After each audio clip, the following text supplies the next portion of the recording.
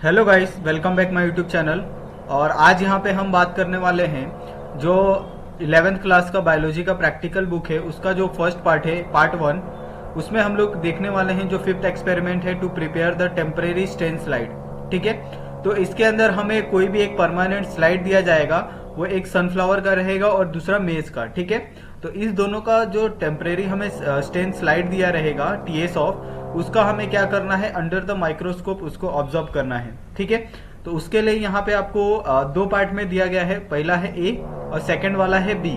तो यहाँ पे हम लोग पहले ए का देखेंगे, उसके बाद हम लोग बी का बात करेंगे। तो यहाँ पे उसके लिए पहले आपको एम दिया गया है, प्रिंसिपल दी गई है, रिक्वायरमेंट दिया गया है। ठीक है, उसके बाद यहाँ पे आपको पूरा प्रोसीजर दिया गया है कि आपको इस प्रोसीजर के अकॉर्डिंग आपको पूरा जो प्रैक्टिकल है उसको परफॉर्म करना है और किस तरह से आपको सेक्शन लेना है, क्या क्या चीजें लेनी है, कौन सा मटेरियल से आपको स्टेन करना है, ये सभी चीजें यहाँ पे आपको दी गई है। उसके बाद यहाँ पे आपको एक्टिविटी दी गई है, लेबल द डायग्राम।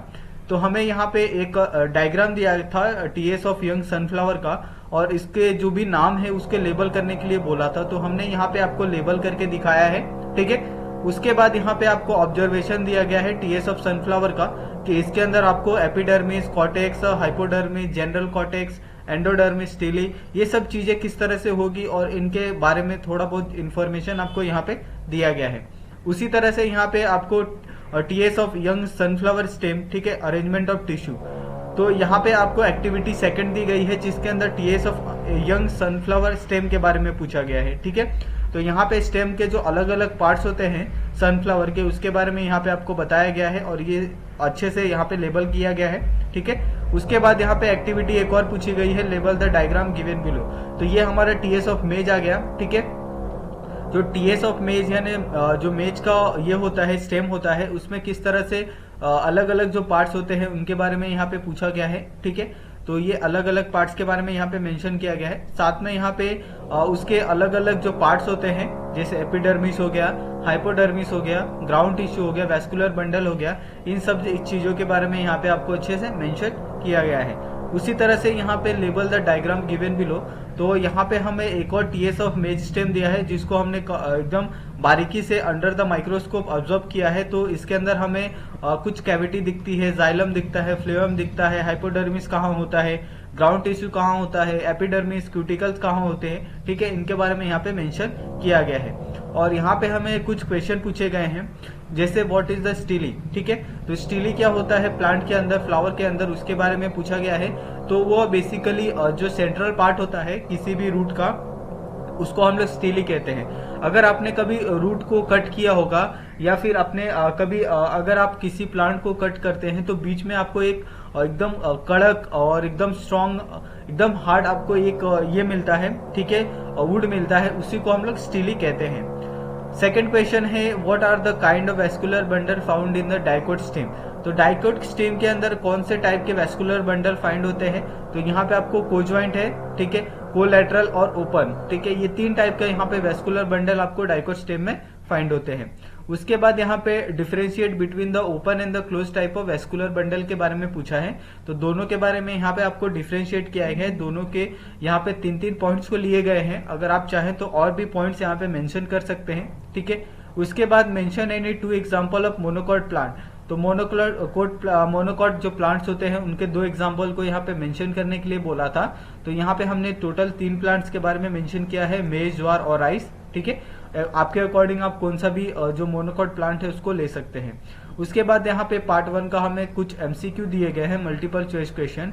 तो इसके अंदर हमें टोटल 2 क्वेश्चन दिए गए हैं। तो फर्स्ट का आंसर है डी और सेकंड का आंसर है सी। ठीक है, उसी तरह से यहाँ पे हमें 5B यानी जो सेकंड पार्ट है इसका, उसके अंदर हमें TS of dicot and the monocot leaf of the compare their anatomy. तो हमें इसमें पहले में हम लोग स्टेम के बारे में देखा, अभी इसके अंदर हम लोग लीफ के बारे में देखने वाले हैं। ठीक है, तो यहाँ पे आपको एम दिख रहा है, रिक्वायरमेंट आपको दिया गया है, साथ में यहाँ पे आपको पूरा प्रोसीजर दिया गया है कि किस तरह से आपको सेक्शन लेना है, किस तरह से आपको स्टेनिंग को माउंट, किस तरह से उसको माउंट करना है। ये तीनों चीजें आपके किसी भी सेक्शन के लिए बहुत ज्यादा इंपॉर्टेंट होती है। अगर आप टीएस का ले रहे हैं, डाइकोट, मोनोकोट, लीफ ले रहे हैं या स्टेम ले रहे हैं। ठीक है, उसके बाद यहाँ पे आपको एक्टिविटी दी गई है जिसके अंदर आपको एक प्लांट्स के बारे में लिया गया है, टीएस ऑफ पी प्लांट। तो एक मोनोकॉट डाइकॉट प्लांट्स में से आपको कोई भी एक प्लांट्स यहाँ पे लेना है और उसके जो अलग अलग पार्ट्स है उनको लेबल करना है। ठीक है, तो यहाँ पे हमने पी प्लांट लिया है जो मटर का पौधा होता है, उसके अलग अलग पार्ट्स को यहाँ पे मेंशन किया गया है। और उसी के साथ यहाँ पे टीएस ऑफ जो डाइकोट लीफ है उसके ऑब्जर्वेशन के बारे में दिया गया है कि अगर आप टीएस ऑफ डाइकोट लीफ के बारे में अगर अंडर द माइक्रोस्कोप ऑब्जर्व करते हो तो आपको क्या क्या चीजें दिखाई देगी उसके बारे में यहाँ पे आपको अच्छे से दिया गया है। उसके बाद यहाँ पे give the suitable title and the label the diagram given below.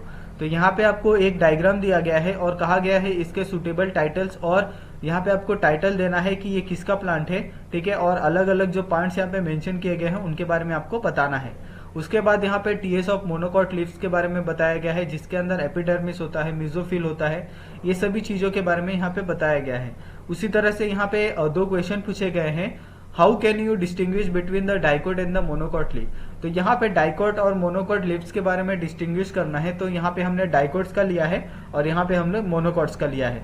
ठीक है, तो यहाँ पे हमने टोटल 3-3 पॉइंट्स लिए हैं, आप चाहे तो इससे ज्यादा पॉइंट्स ले सकते हैं। What is the monocot and the dicot leaf. तो आपको ये बताना है कि बेसिकली मोनोकॉट लीफ और डाइकोट लीव्स होता क्या है।